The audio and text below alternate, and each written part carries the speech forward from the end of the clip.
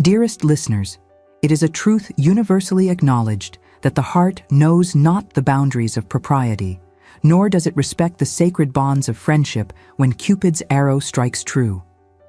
Today, your humble chronicler brings you the most scandalous yet tender tale of a love that bloomed in the shadow of brotherly protection, where innocence met experience, and where a single glance across a crowded ballroom changed the course of two souls forever intertwined. But let us not rush, for the best stories, like the finest Madeira, must be savored properly. And before we plunge into this delicious scandal, I ask of you a small favor, my dear listeners. If you, like myself, are captivated by tales of forbidden passions and love that defies convention, do show your appreciation with a like upon this chronicle. Ensure you are subscribed, that you might not miss a single whisper or secret from high society. And naturally, I long to read your comments below. Tell me, do you believe that such overwhelming love justifies the breaking of a sacred promise between friends? Now, without further ado, let us enter the ballrooms of Mayfair. The morning sun cast long shadows across the elegant townhouse in Grosvenor Square as Miss Penelope St. Fair stood before her looking-glass, her delicate fingers trembling ever so slightly as they smoothed the pristine white muslin of her debut gown. At 18 years of age, with hair the color of spun gold and eyes as clear as a summer sky, she possessed the kind of ethereal beauty that poets might spend lifetimes attempting to capture in verse. Yet for all her loveliness, there existed within her countenance a certain hesitancy, as though she were a butterfly still uncertain of its wings. The household had been in a state of controlled chaos for weeks in preparation for this momentous evening. Her mother, Lady Margaret St. Fair, had overseen every detail with the precision of a military commander, from the selection of the modiste to the arrangement of pearls in Penelope's hair. Her father, Lord Edmund St. Fair, maintained his usual air of benevolent detachment, offering occasional words of encouragement whilst primarily concerning himself with the management of his extensive library and correspondence. Most notably absent from these preparations was Lord Henry St. Fair, Penelope's elder brother by 12 years, whose protective nature had cast a long shadow over her childhood and youth. At 30 years of age, Henry had assumed the role of patriarch with perhaps excessive enthusiasm following their father's gradual retreat from society. His absence, necessitated by urgent matters at their Yorkshire estates, had created an unexpected atmosphere of liberation within the household, though none would dare voice such a sentiment aloud. Penelope had spent her youth in the peculiar isolation that befalls the much younger sister of a formidable brother, while other young ladies of her acquaintance had enjoyed the freedoms of friendship and gentle flirtations under the watchful but permissive eyes of their families. She had existed within the gilded cage of Henry's vigilant affection. Every potential friend had been scrutinized, every invitation carefully vetted, every dance partner at informal gatherings subjected to Henry's penetrating stare. It was not that he was unkind. Indeed, his devotion to his sister bordered on the reverential, but rather that he seemed incapable of perceiving her as anything other than the golden-haired child who had once followed him about the gardens, demanding stories of knights and dragons. The irony, which Penelope understood with the clarity that comes from years of observation, was that Henry's very efforts to shield her from the world had left her particularly unprepared for it. While other debutantes approached their first season armed with the subtle arts of flirtation, learned through years of country dances and house parties, Penelope possessed only her books, her music, and her own uncertain instincts. She had found solace in the pages of novels, though she was careful to conceal the more romantic volumes from Henry's disapproving gaze. The poetry of Byron, which she read in secret in the conservatory, had awakened in her something more than mere curiosity. She read the passionate verses not as mere fiction, but as a map to a world of feelings that she sensed existed, somewhere, waiting for her. The passionate sonatas she played upon the pianoforte when the house was empty seemed to speak of emotions she had never experienced, but somehow understood in the depths of her soul. As her lady's maid, Sarah, made the final adjustments to her ensemble, Penelope contemplated the evening ahead with a mixture of anticipation and dread. Almac's assembly rooms, that hallowed temple of the ton where reputations were made and destroyed with equal swiftness, awaited her debut. The patronesses, those formidable arbiters of social acceptance, would scrutinize her every movement, every word, every gesture. One false step, one breach of the elaborate protocols that governed their world, and she might find herself relegated to the periphery of society before her season had truly begun. Yet beneath her trepidation stirred something else, a curious excitement, a sense that perhaps tonight marked not merely her entrance into society, but the beginning of something far more significant. She thought of the other young ladies who would make their debuts alongside her: Miss Charity Weatherby with her infectious laugh, Lady Emma Fairweather with her sharp wit, Miss Augusta Merriweather with her extensive fortune. Each would enter that ballroom armed with their own hopes and ambitions, their own dreams of conquest and romance. Lady Margaret entered the chamber, resplendent in purple silk that complemented her still handsome features. She surveyed her daughter with the critical eye of a mother who had successfully navigated 3 seasons before securing her own advantageous match. Her pronouncement that Penelope looked exquisite came with the underlying message that this was merely the minimum acceptable standard. The instructions that followed were precise and exhaustive. One must be accomplished enough to intrigue, modest enough to charm, and clever enough to engage without appearing threatening to the gentleman's intellectual vanity. Penelope nodded dutifully at her mother's guidance, though privately she wondered at the exhausting performance required of young ladies. How much simpler it would be, she thought, to simply be oneself and trust that the right person would appreciate such authenticity. But such revolutionary thoughts were best kept private, particularly from a mother who had spent the better part of 2 months drilling her in the intricate choreography of social success. The carriage ride to Almack's seemed both endless and all too brief. As they approached King Street, Penelope could see the glow of countless candles through the windows, could hear the faint strains of music floating on the evening air. Her destiny awaited within those hallowed walls, though she could not have imagined how dramatically her life was about to change. The crush at Almack's was precisely as overwhelming as Penelope had anticipated. The air hung thick with the mingled scents of perfume, pomade, and the underlying tension of hundreds of individuals, each pursuing their own social agendas. The orchestra played with mechanical precision, their notes floating above the din of conversation and the rustle of silk against silk. Candlelight from the massive chandeliers cast everything in a golden glow that seemed to blur the edges of reality, transforming the assembly rooms into something from a fairy tale. Penelope stood near a marble column, her dance card dangling from her gloved wrist, still pristine and unmarked. Her mother had been claimed by Lady Jersey for what appeared to be an intense discussion about some matter of social import, leaving Penelope momentarily adrift in the sea of unfamiliar faces. She recognized some from morning calls and park promenades, but the formal setting transformed even familiar acquaintances into strangers. It was then, as she attempted to appear both approachable and properly aloof, a balance she had not quite mastered, that she saw him. George Thornwell, Visconde de Ashcroft, stood across the ballroom engaged in conversation with Lord Weatherby, his dark head bent slightly as he listened with apparent interest to the older man's discourse. She had known George, in a manner of speaking, for the better part of 10 years. He had been Henry's particular friend since their days at Oxford, a constant presence at family dinners and holiday gatherings. Yet she had never truly seen him until this moment. Perhaps it was the formal evening attire that transformed him, the way the black coat emphasized the breadth of his shoulders and the elegant line of his bearing.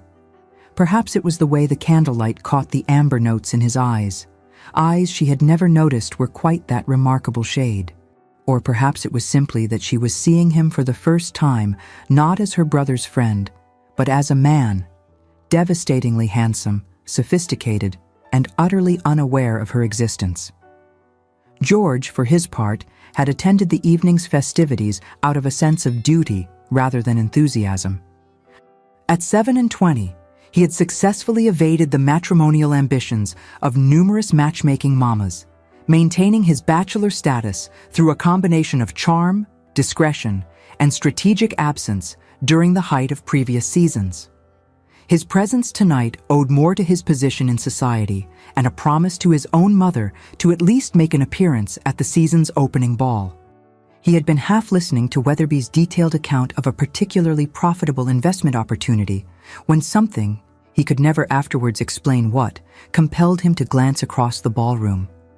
His gaze fell upon a vision in white muslin, and for a moment his world tilted on its axis. He interrupted his own sentence mid-word, completely forgetting what Lord Weatherby had been saying. The young woman standing by the column was not merely beautiful, she was a revelation, a perfect musical note that silenced all else in the ballroom. There was something about the way she held herself, a combination of uncertainty and inherent grace, that spoke to something deep within him. It took him several seconds to realize that this enchanting creature was none other than Penelope St. Fair. Little Penny, as Henry had always called her, though George noted with sudden clarity that there was nothing little about her now. When had she transformed from the shy child who had hidden behind doors to eavesdrop on their conversations into this stunning woman who made his pulse quicken from across a crowded room? Their eyes met across the expanse of dancers and observers, and the world seemed to pause in its rotation. Penelope felt a flush rise to her cheeks that had nothing to do with the warmth of the room. George's gaze held hers for a moment that stretched into eternity, and in that look she read surprise, admiration, and something else, something that made her heart flutter in a most alarming manner. The moment was broken by Lord Weatherby's hand on George's shoulder, demanding his attention for some point of particular importance. George turned away reluctantly, but Penelope observed that his gaze returned to her repeatedly over the next several minutes, as though he could not quite believe what he was seeing. Lady Margaret materialized at Penelope's elbow with the efficiency of a general deploying troops, announcing Lord Cunningham's imminent approach for an introduction. But Penelope barely registered her mother's words. Her entire being was focused on the tall figure now making his way through the crowd with purposeful strides. George approached with the confidence of a man who had navigated these social waters for years, yet there was something different in his manner. A tension, an anticipation that betrayed his usual sang-froid. He bowed correctly before Lady Margaret, his smile warm but respectful as he expressed hope that they were enjoying the evening's festivities. Lady Margaret's response was notably warmer than it might have been for other gentlemen. George's long friendship with Henry had earned him a certain favored status, though she had never considered him as a potential suitor for Penelope. She mentioned Henry's absence on estate business, and George smoothly replied that he had promised to ensure Miss St. Fair's debut was not lacking in familiar faces, though this was a complete fabrication. Henry had made no such request, being entirely absorbed in drainage disputes and tenant concerns. When George's gaze shifted to Penelope and he requested the honor of a dance, his voice softened perceptibly. Penelope's acceptance came out as barely more than a whisper, but George heard it clearly enough. As he inscribed his name on her dance card, the first name to grace that pristine surface, she noticed that his hand trembled ever so slightly. It was a small thing, barely perceptible, but it suggested that perhaps she was not the only one affected by this unexpected shift in their dynamic. The dance was a cotillion, its figures allowing for moments of proximity, followed by separation that seemed to mirror the push and pull of their newfound awareness of each other. As they moved through the patterns with practiced grace, George found himself uncharacteristically searching for appropriate conversation. This was Penelope, whom he had known since she was 8 years old, who had once spilled raspberry cordial on his new boots and cried for an hour despite his assurances that it mattered not in the slightest. Yet as she moved through the dance with natural elegance, her eyes bright with an intelligence he had somehow never noticed, he felt as though he were meeting her for the first time. He complimented her dancing, wincing internally at the banality of the observation. Her response surprised him with its gentle teasing. Did he expect her to tread upon his toes as she had when she was 12? George was oddly touched that she recalled what he had assumed was a forgettable incident from a Christmas house party years ago. When she confessed that she remembered everything, speaking softly with a depth to her gaze that suggested layers he had never suspected, he found himself captivated entirely. As the dance ended and George reluctantly returned Penelope to her mother's side, neither could have predicted how that single cotillion would alter the course of their lives. But somewhere in the shadows of the assembly rooms, fate was already weaving its intricate web. The weeks following that first dance unfolded with the measured pace of a carefully orchestrated symphony. George found himself calling at Grosvenor Square with increasing frequency, always with perfectly acceptable reasons that would raise no eyebrows. He came to discuss business matters with Lord Edmund, to deliver books he thought Lady Margaret might enjoy, volumes of poetry that he knew perfectly well would find their way to Penelope's eager hands, and to share news from Henry's letters, though in truth, Henry's correspondence had been remarkably sparse and mundane. Society began to take notice of Lord Ashcroft's particular attention to the youngest Saint Fair. The morning calls, which propriety dictated should last no more than 15 minutes, somehow extended to half an hour when George was present.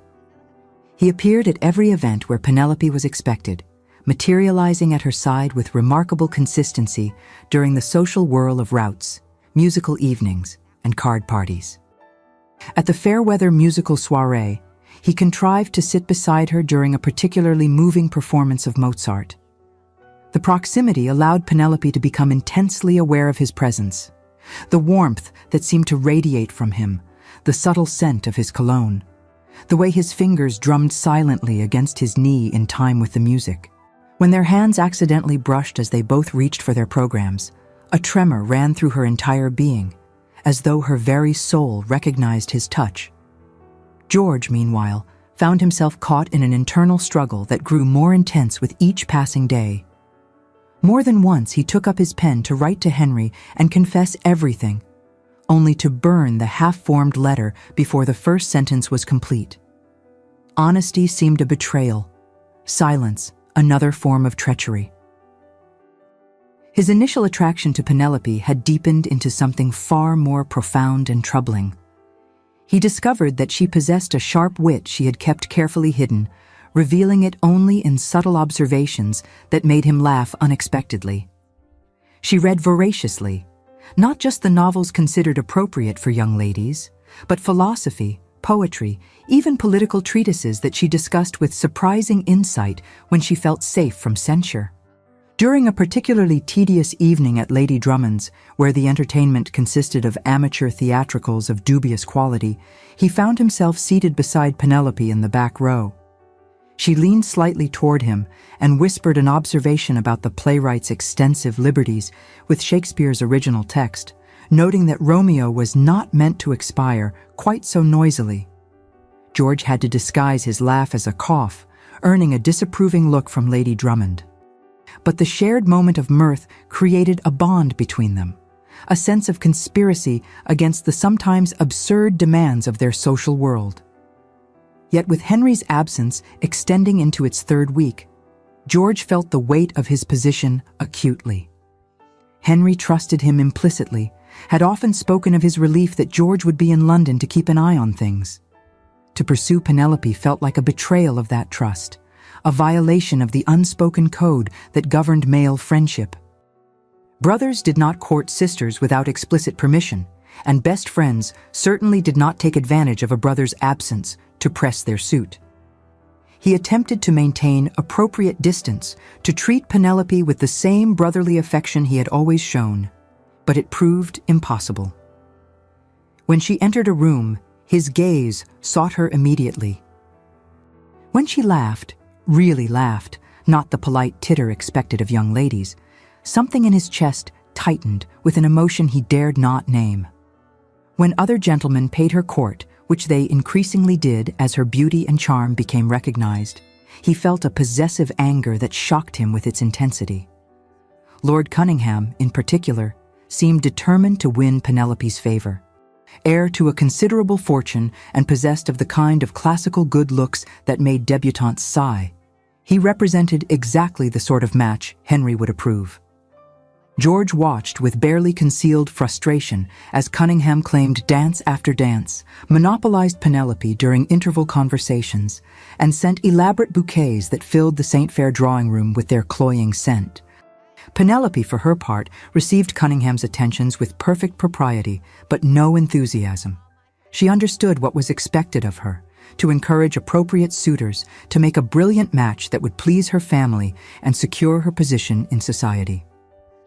Cunningham was everything a debutante should want: handsome, wealthy, attentive, and possessed of an ancient title that would make her the envy of her peers.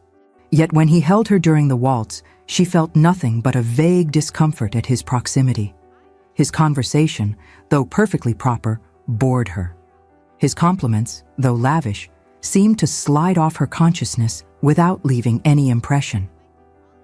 She found herself comparing every interaction to those precious moments with George, the way his eyes lit up when she made an astute observation, the warmth in his voice when he spoke her name, the barely perceptible tension that seemed to vibrate between them whenever they were near.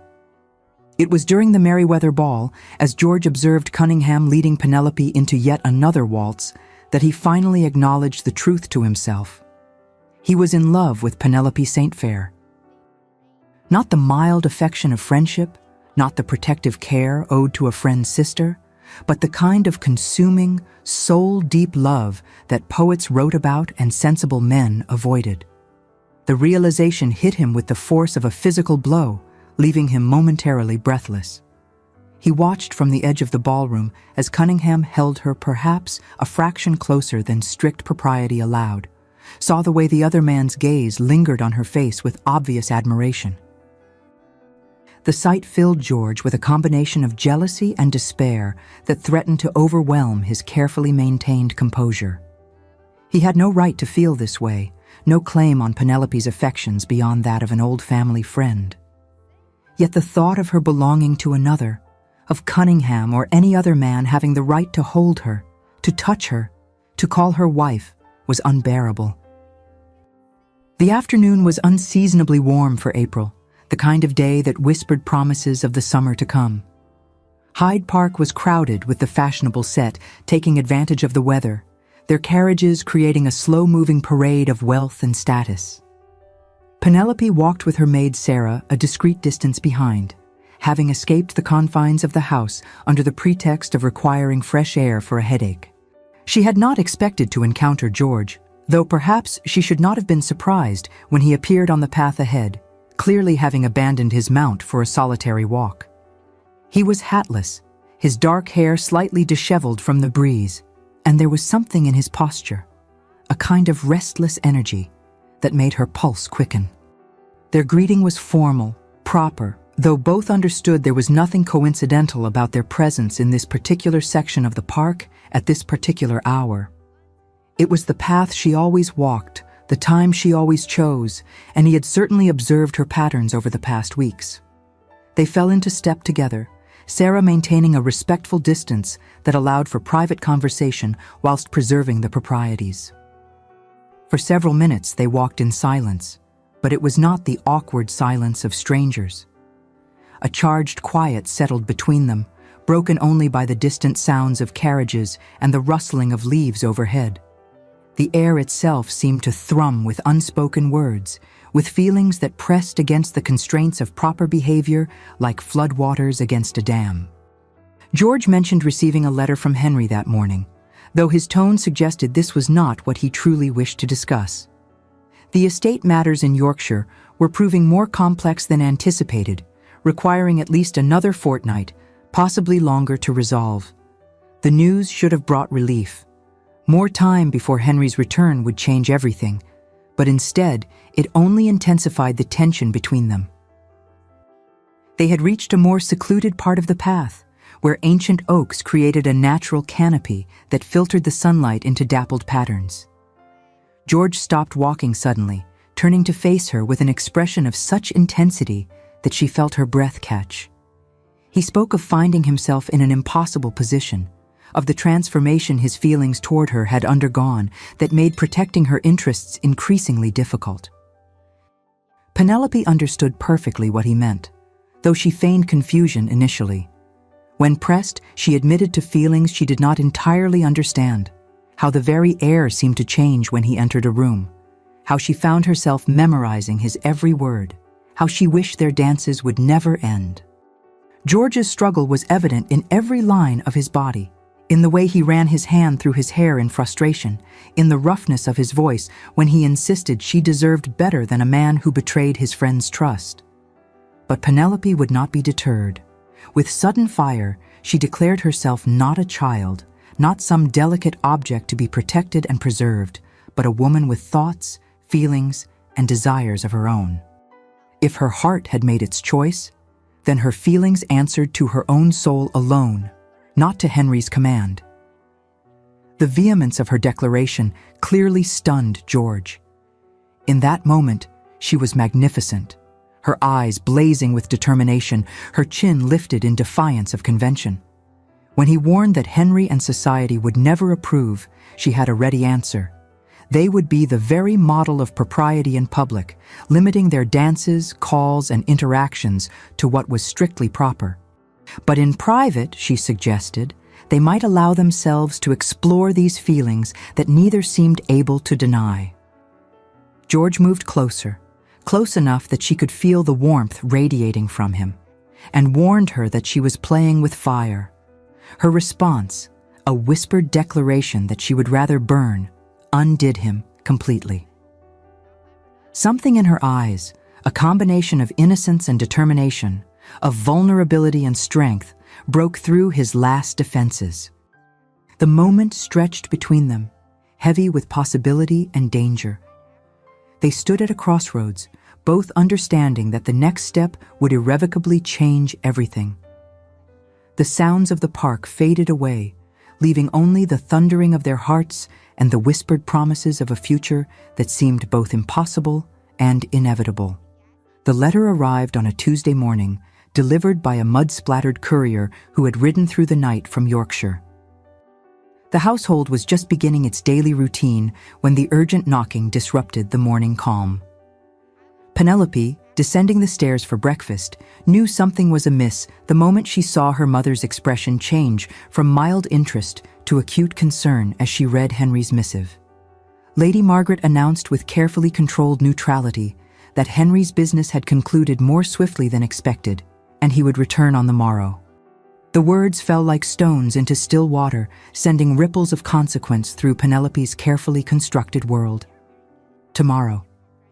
Henry would return tomorrow, and the delicate balance she and George had maintained. Those precious stolen moments in gardens, meaningful glances across ballrooms, conversations laden with subtext that only they could interpret, would crumble under her brother's scrutinizing gaze. George received the news at his club, where a similar express had been delivered. The messenger had clearly been instructed to ensure the message reached him with all speed. Henry's letter was brief, almost curt, mentioning only that matters had been resolved and that he looked forward to resuming his place in town.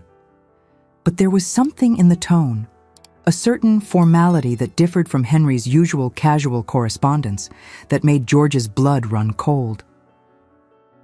Had someone written to Henry? Had news of his attention to Penelope somehow reached Yorkshire? That evening's entertainment was a grand ball at Stafford House, one of those glittering affairs where all of society gathered to see and be seen. Penelope attended with a heavy heart, uncertain whether George would appear given the news of Henry's imminent return. She wore silk the color of spring leaves, a daring choice that her mother had initially questioned but ultimately approved. The color set off her fair coloring to perfection and drew admiring glances from every corner of the ballroom, though Penelope noticed none of them.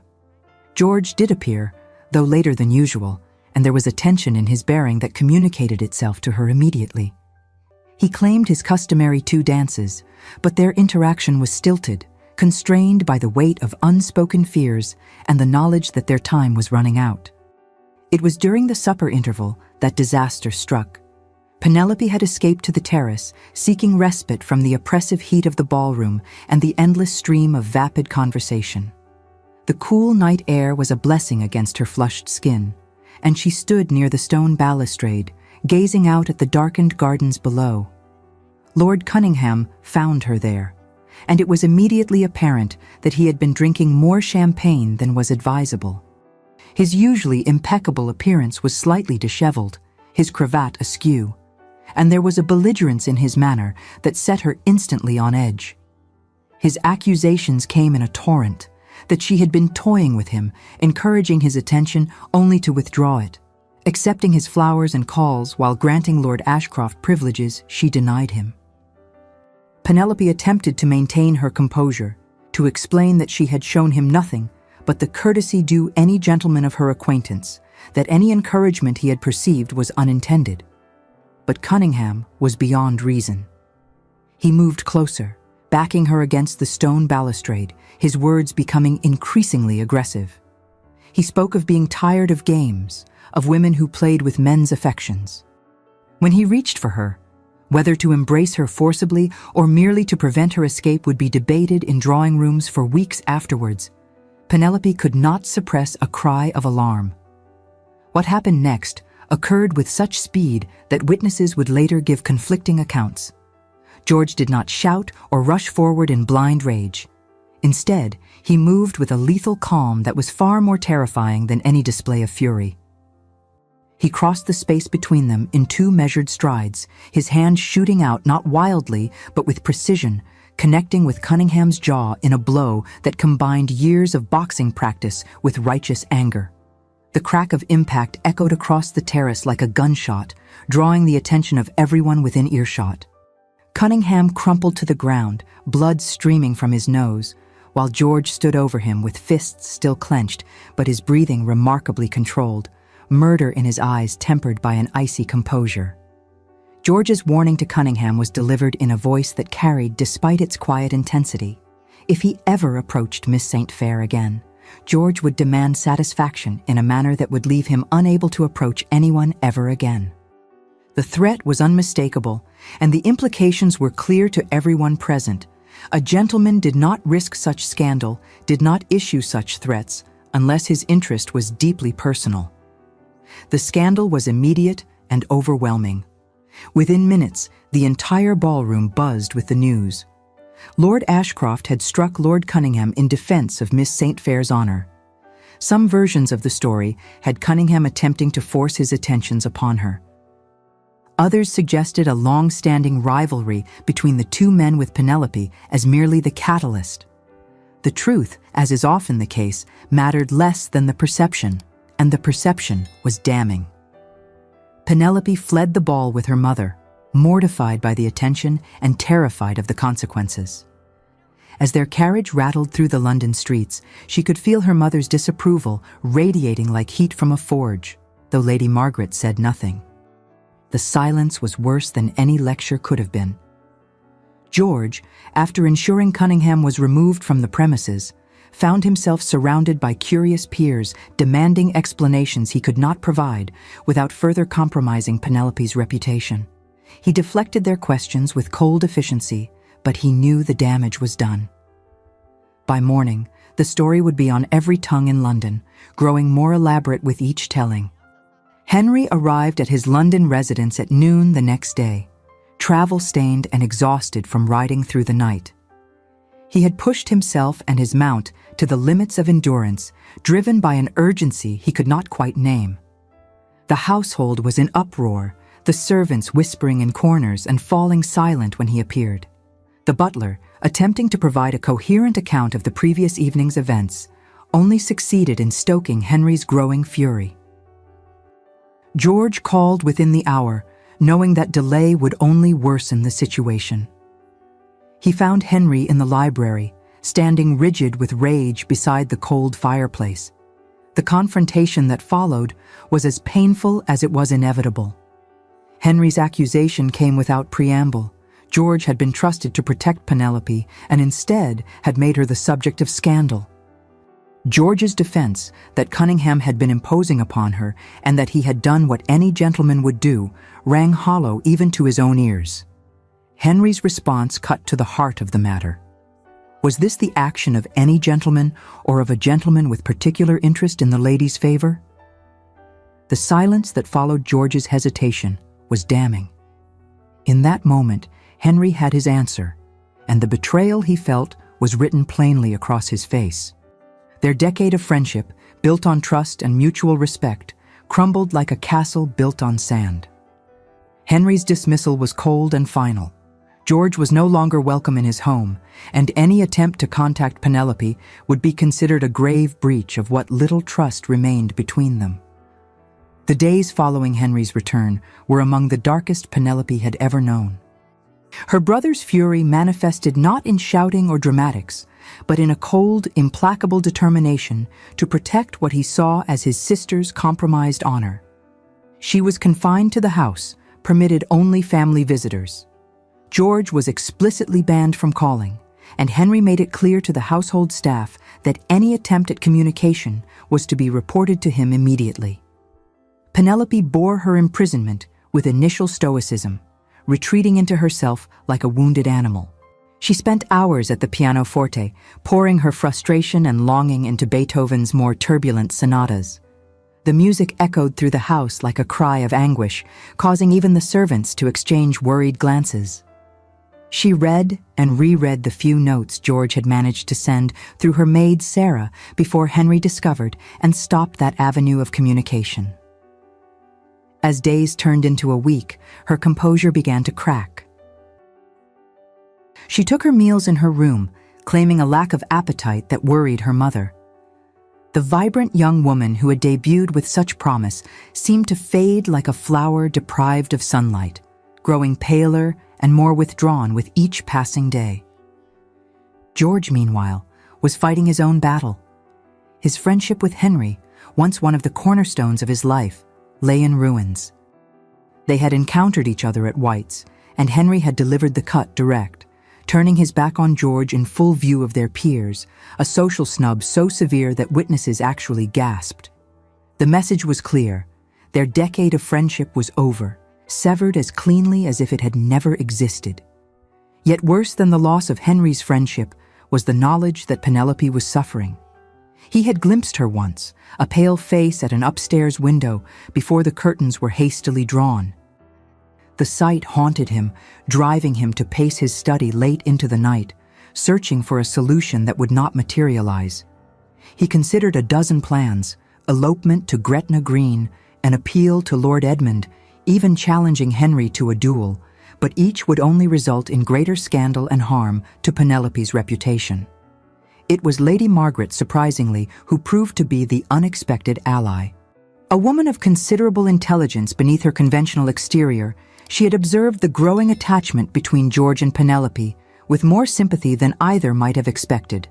She had married for position rather than love, and while the match had not been unhappy, she had always wondered what passion might feel like. Watching her daughter waste away for want of a man who was, by all objective measures, an excellent match, stirred something within her. She found Henry in his study one evening, surrounded by estate papers he was clearly not reading. His own appearance had deteriorated. Dark circles under his eyes suggested sleepless nights, and there was a tension in his bearing that spoke of internal conflict. Lady Margaret's approach was uncharacteristically direct. She informed him bluntly that he was destroying his sister, that his protection had become a prison. Her words were carefully chosen, but devastating in their accuracy. She pointed out that he was rejecting a man of excellent character and substantial fortune who clearly adored Penelope, that society would celebrate the match if not for his inexplicable opposition. Henry's defensive response, that George had betrayed his trust, was met with a gentle but firm correction. George had not betrayed anything. He had simply fallen in love. Love, Lady Margaret reminded her son, was not something one chose or controlled. She then played her most powerful card, reminding Henry of his own lost love years ago, a young woman deemed unsuitable by their father. Henry had acquiesced to paternal authority, and the young woman had married elsewhere. She was happy now, by all accounts, but Henry had never quite recovered from the loss. The parallel was too obvious to ignore. Henry was now playing the role of their father, denying Penelope her choice, just as his had been denied. Would he condemn his sister to the same lifetime of regret that he himself endured? Lady Margaret left him then, but her words lingered. Over the next days, Henry found himself truly observing his sister for the first time in years. He went to her private sitting room and found her at the window, a book open but unread in her lap. When she turned to face him, he was shocked at the change in her. The vibrant young woman who had debuted with such promise had been replaced by a wan shadow. She had lost weight, her dress hanging loosely on her frame, and the light that had always danced in her eyes had been extinguished. It was Penelope herself who finally forced the issue. She stood before him with a dignity that belied her fragile appearance and announced that she had something to say, and he would listen because despite everything, she knew he loved her. Henry nodded slowly, gesturing for her to continue, though he suspected what was coming. Penelope's words were measured but powerful. She spoke of how he saw her as a child to be protected and controlled, but she was a woman with a woman's heart and desires. George saw that, saw her not as Henry's sister or a responsibility, but as herself. Did Henry have any idea how rare that was, how precious? When he protested that George should have spoken to him first, she had a ready answer. When could he have done so? Henry had made it clear from the moment of her debut that no man would be good enough. He had scrutinized every dance partner, dismissed every caller, found fault with every potential suitor. George had known Henry would never approve, regardless of his worth or intentions. Her next words cut deep. She spoke of love that did not request permission, and then, with surgical precision, she reminded him of his own lost love. The reference hung between them, unspoken but understood. Her final ultimatum was delivered with quiet devastation. If he sent George away, she would obey. She would remain dutiful and proper.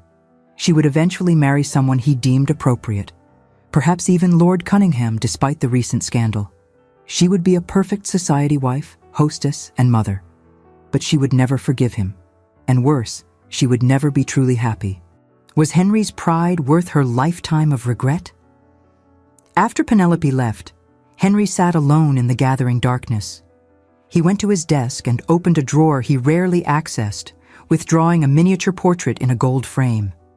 The face that looked back at him was not his mother's, but that of Miss Eleanor Fairfax, now Mrs. Eleanor Hartley, mother of 3 and wife to a prosperous merchant.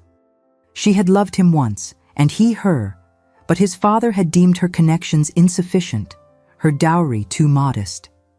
Henry had been young, only 22, and had lacked the courage to defy his father. Looking at Eleanor's portrait, remembering the pain of watching her marry another, Henry finally understood the cruelty of what he was about to inflict upon his sister. He was not protecting Penelope. He was punishing her for his own fears and regrets. The realization hit him with the force of a physical blow. Henry stood at the window of his study the next morning, watching the rain streak down the glass in rivulets that distorted the London street beyond. He had not slept, spending the night wrestling with his pride, his protective instincts, and the growing realization that his mother and sister were right. As dawn broke, he had finally made his decision. The note he sent to George was brief, but would change everything. A summons for 2 o'clock that afternoon, signed simply with his initial. No explanation, no elaboration, just a time and the implied command to appear. George arrived precisely on time, neither early nor late, approaching Henry's study with the wariness of a man entering potentially hostile territory. The weeks of separation had taken their toll. There were shadows under his eyes that spoke of sleepless nights, a gauntness to his features that suggested missed meals and constant worry. He entered when bidden, accepting the chair Henry indicated, but maintaining a careful formality that spoke volumes about the gulf between them. Henry poured 2 glasses of brandy from the decanter on his desk, pushing one toward George, who accepted it but did not drink. The silence stretched between them, heavy with the weight of broken friendship and unspoken accusations. When Henry finally spoke, admitting he had been a fool, blinded by his own fears and prejudices, George remained silent, waiting. Henry continued, his words carefully chosen but sincere. He spoke of the promise he had made when their father died, to protect Penelope from all harm. She had been so young, so innocent, and he had built walls around her, thinking to keep her safe. He had not realized he was also keeping her from living. The admission that followed cost Henry dearly, but he voiced it nonetheless. George had been his closest friend for 10 years, trusted with his life on more than one occasion. Yet when it came to trusting him with Penelope's heart, Henry had balked. He asked for forgiveness, though he knew he might not deserve it. George's response was quiet but heartfelt. There was nothing to forgive. Henry's protectiveness came from love, and that was understandable. But Henry needed to understand that George loved Penelope, not as a sister or responsibility, but as the remarkable woman she had become. He would die before causing her harm. Henry studied his friend's face, seeing there the same determination that had carried them through countless adventures and challenges over the years. Rising from his chair, he moved to a cabinet where he kept his most precious possessions. From it, he withdrew a small velvet box, opening it to reveal a ring of stunning beauty. A sapphire surrounded by diamonds that caught the light like captured stars. The ring had belonged to their grandmother, always intended for Penelope's engagement. Henry could think of no better man to give it to her. The significance of the gesture was not lost on George, who stared at the ring, then at Henry, clearly struggling with emotion. Henry's blessing came with an apology. He had nearly destroyed 3 lives with his stubborn pride. A man needed his friend as much as his sister needed her happiness. The embrace that followed was brief but fierce, the kind that English gentlemen permitted themselves only in moments of extreme emotion. When they separated, both were suspiciously bright-eyed. Henry informed George that Penelope was in the music room where she had been playing the same Mozart sonata repeatedly for the past hour. She might, he suggested with a slight smile, welcome an interruption. George found her exactly as Henry had described, her fingers moving over the keys with mechanical precision while her mind was clearly elsewhere. She wore a simple morning dress of pale blue muslin, and her hair was arranged loosely, as though she had not expected visitors. To George, she had never looked more beautiful. She did not hear him enter over the music, and for a moment he simply stood watching her, overwhelmed by the depth of his feeling. Then, as though sensing his presence, she turned. The transformation in her face when she saw him was like watching the sun emerge from behind storm clouds. Joy, relief, and love illuminated her features as she rose from the piano bench and flew across the room.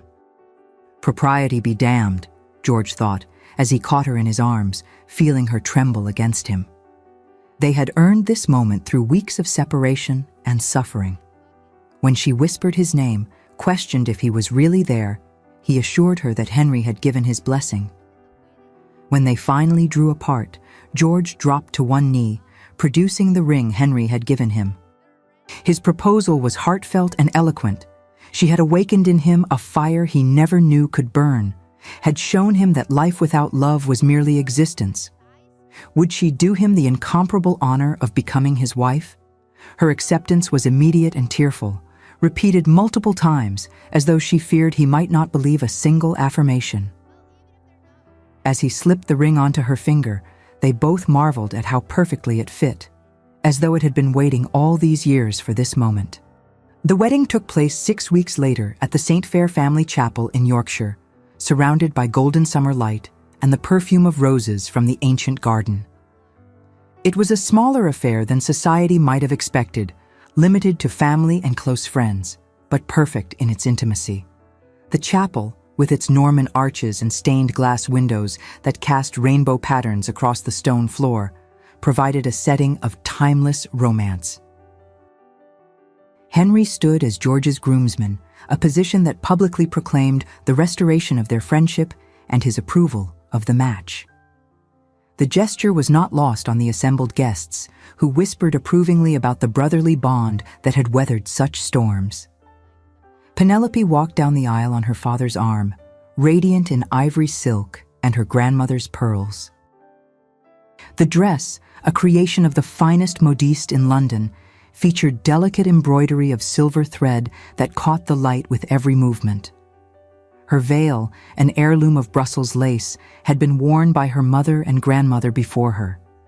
But it was her expression that drew every eye, the pure joy and love that shone from her face as she looked at George, waiting at the altar. George, resplendent in a coat of midnight blue that emphasized his broad shoulders and brought out the amber in his eyes, watched his bride approach with an expression of such naked adoration that several matrons were seen to dab at their eyes with their handkerchiefs. When Lord Edmund placed Penelope's hand in George's, the older man's voice was thick with emotion as he gave the traditional blessing. The vows were exchanged with voices that barely trembled, the ancient words taking on new meaning in their mouths. When the vicar pronounced them husband and wife, the kiss they shared was brief but intense, a promise of passion carefully controlled for public consumption but unmistakable in its depth. The wedding breakfast was held in the great hall of the St. Fair estate, transformed with flowers and ribbons into a bower of celebration.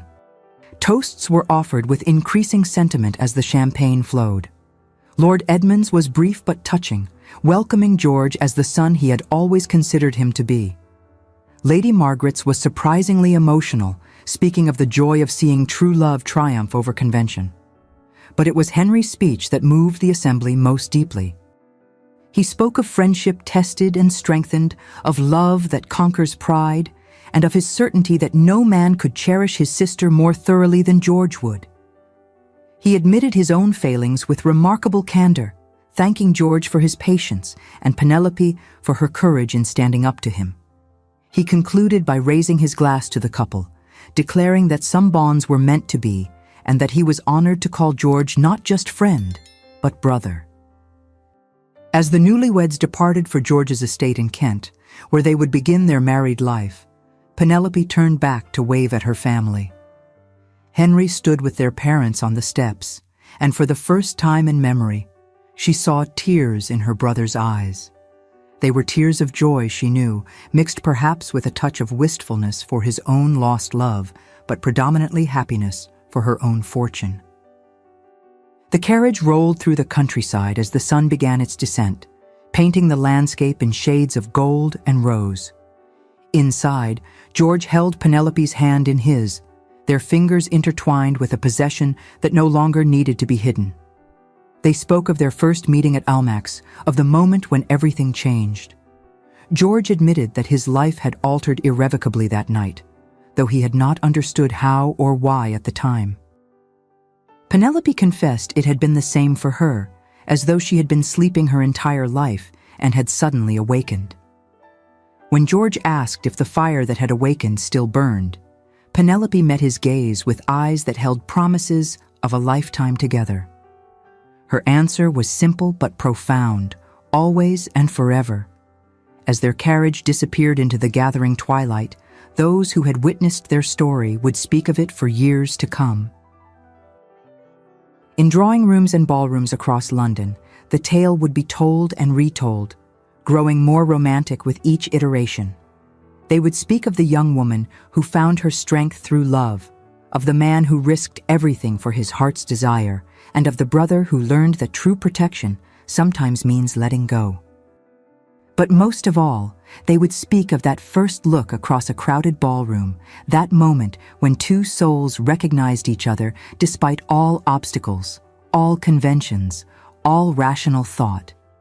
For in that glance was born a love that would inspire their children and their children's children, a testament to the truth that some fires, once lit, can never be extinguished. The years that followed proved the strength of their union. George and Penelope's marriage became one of those rare partnerships where passion and friendship existed in perfect harmony. They were blessed with 4 children, 2 boys who inherited their father's steady nature, and 2 girls who possessed their mother's ethereal beauty and hidden strength. Henry, true to his word, proved the most devoted of uncles. He never married, but rather than becoming a bitter bachelor, he evolved into a celebrated figure in Parliament and a beloved eccentric in society. He was known for his fierce loyalty to causes of justice and for spoiling his nieces with volumes of the most scandalous poetry and his nephews with the finest fencing instruction money could buy.